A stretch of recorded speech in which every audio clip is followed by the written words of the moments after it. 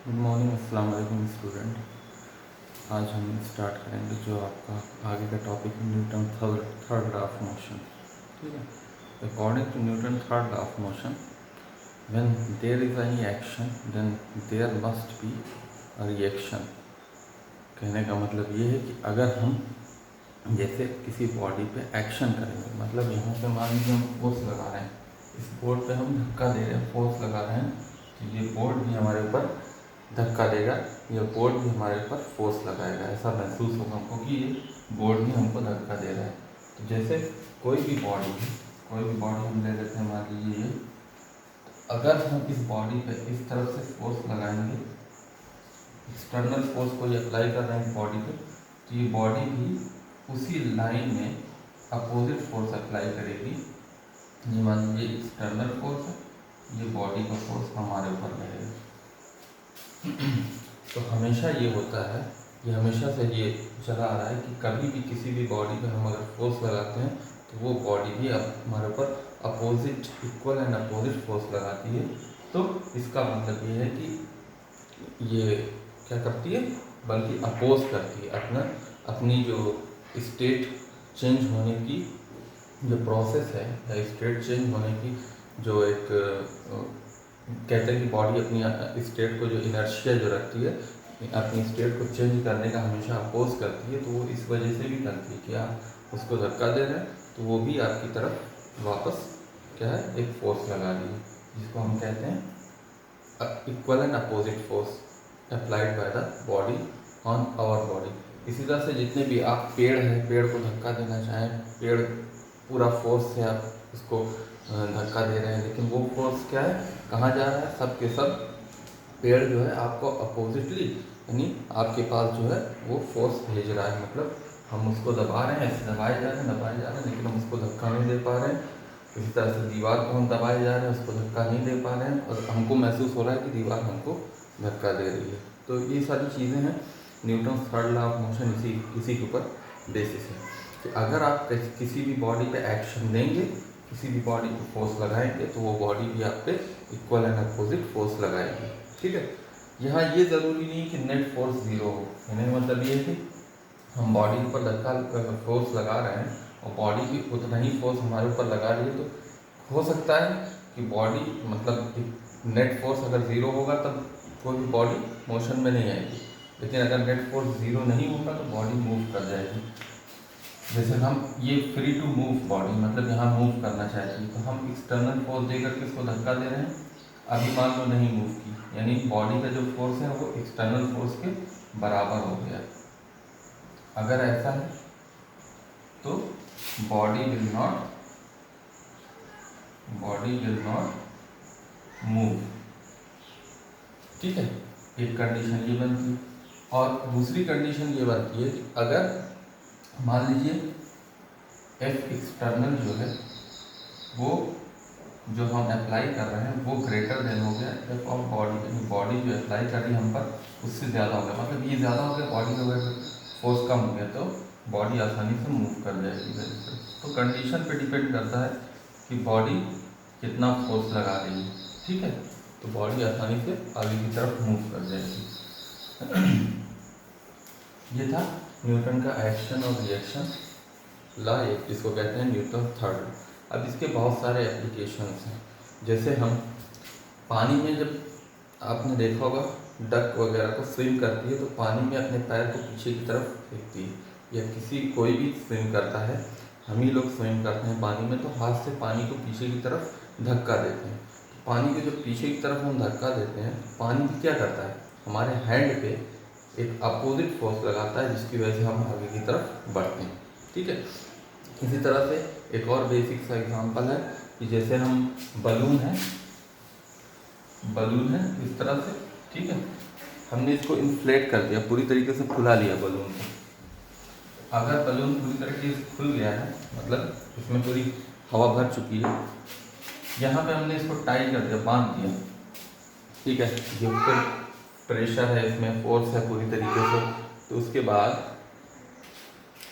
तो जैसे ये इन्फ्लेटेड बलून है, खुला हुआ पूरी तरीके से बलून है, अगर हम इसको जो हमने बांधा हुआ है इसकी स्ट्रिंग को खोल दें, ठीक है, मान लीजिए हमने इसको खोल दिया, तो जैसे ही हम खोलेंगे इसमें से गैसेस नीचे की तरफ आएंगी। ठीक है, गैसेस जो है नीचे की तरफ, हवा जो है नीचे की तरफ जाएगी, तो गैस का फोर्स जो है वो नीचे की तरफ आएगा, और जैसे ही नीचे की तरफ आएगा तो ये नीचे की हवा पे एक फोर्स लगाएगा, तो ये जो नीचे वाली जो हवा है उसके ऊपर अपोजिट फोर्स लगाएगी, मतलब ऊपर की तरफ इसको धक्का देगी। तो जो एक्सटर्नल फोर्स जनरेट होगा उसकी वजह से बलून कहाँ हो जाएगा, ऊपर की तरफ भागता चला जाएगा, जहाँ तहाँ रैंडमली मोशन करने लगता है। जब हम खुले हुए बलून को ऐसे छोड़ देते हैं तो इधर उधर भागने लगता है। ठीक है, ये भी एक न्यूटन का थर्ड लॉ का एप्लीकेशन है। एक और एप्लीकेशन आप देख सकते हैं, जैसे रॉकेट है ना, ये रॉकेट है, मान लीजिए रॉकेट जब नीचे की तरफ अपना एग्जॉस्ट ऑन करती है, मतलब जब यहाँ पे पूरा फ्यूल बर्न करता है, और फ्यूल बर्न करने के बाद बहुत ज़्यादा एग्जॉस्ट गैसेज निकलती हैं नीचे की तरफ, तो एग्जॉस्ट गैसेज नीचे की तरफ जब आती है ना, तो वो ग्राउंड से फोर्स लगाती हैं।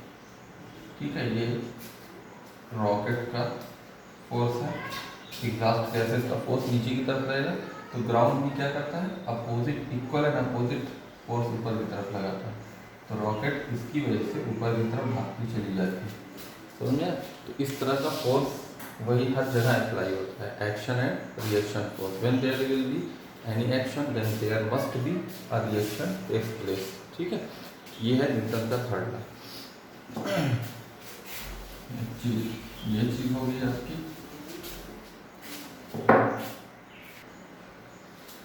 अब मान लीजिए जैसे दो बॉडी इंटरेक्शन में है, जैसे बॉडी ए और बॉडी बी, ये दोनों एक दूसरे की तरफ मूव कर रही हैं, या बस जस्ट हिट किया, मतलब जस्ट हिट करेंगी तो ये बॉडी इस पे फोर्स लगाएगी, ये बॉडी इस पे फोर्स लगाएगी।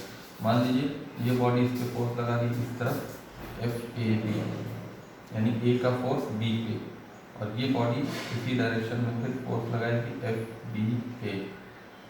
ठीक है, इक्वल एंड अपोजिट फोर्स एक दूसरे के ऊपर लगा रहे हैं, तो अब कौन सी बॉडी कितना मूव कर जाएगी ये हमको कैसे अंदाज़ा लगेगा, कौन सी बॉडी ज़्यादा मूव करेगी, कौन सी बॉडी कम मूव करेगी, ये हमको कैसे अंदाज़ा लगेगा, क्योंकि हम तो फोर्स सिर्फ देखते हैं कि ये इस डायरेक्शन में लग रहा है, ये इस डायरेक्शन में लग रहा है, लेकिन फोर्स किसका ज़्यादा पड़ेगा, किसका कम पड़ेगा।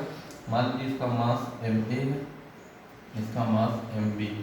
ठीक है, तो अगर हम फोर्स की बात करें तो एक तरफ फोर्स एक वेक्टर क्वांटिटी है, तो एक तरफ अगर पॉजिटिव लेंगे F A B is equal to minus F B A, तो एफ बी ए क्या होगा, माइनस टाइम्स होगा, उसका अपोजिट होगा। यहाँ पे अगर हम इस बात को लिखें तो यहाँ फोर्स क्या होता है, mass into acceleration, mass into a acceleration of body A is equal to minus times mass of B into acceleration of B. ठीक है, अगर इसको हम वो करें, ट्रांसपोज करें, तो इससे क्या होगा,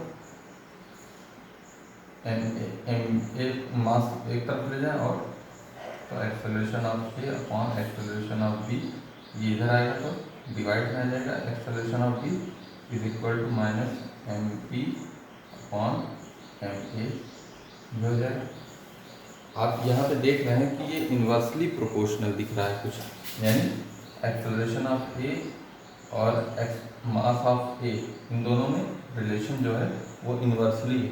ठीक है, acceleration of A mass of B का जो रिलेशन है वो डायरेक्टली, तो इसका मतलब ये कि acceleration is inversely proportional to mass. इससे ये बेहतरीन कंक्लूजन निकल करके आता है कि जो बॉडी जितनी ज़्यादा वेट वाली होगी, मतलब यहाँ पे इन्वर्सली है ना, जो बॉडी जितनी ज़्यादा मास वाली होगी उसमें एक्सेलरेशन उतना ही कम होगा। ठीक है, यानी इसमें से जो भारी बॉडी होगी वो कम एक्सेलरेट करेगी, और जो हल्की बॉडी होगी वो ज़्यादा एक्सेलरेट करेगी, यानी मास बढ़ेगा तो एक्सेलरेशन घटेगा, इन्वर्सली इसीलिए दिख रहा है यहाँ पे। तो ये बहुत अच्छा कंक्लूजन है इसमें, तो हमको समझ में आता है कौन सी बॉडी मूव करेगी। आपको पता है, अभी हम किसी दो बॉडी को धक्का दें तो जिसमें मास कम होगा वो ज़्यादा दूर तक जाएगी, और जिसमें मास ज़्यादा होगा वो कम, मतलब वो जल्दी धक्का नहीं खाएगी, या फोर्स उसके ऊपर ज़्यादा नहीं लग पाएगी। तो ये रिलेशन एक है जिससे हमको पता लगता है कि एक्सेलरेशन उसी बॉडी में ज़्यादा होगा जिसका मास कम होगा। और एक्सेलरेशन उस बॉडी में कम होगा, इसका मास कम होगा। ठीक है, ओके।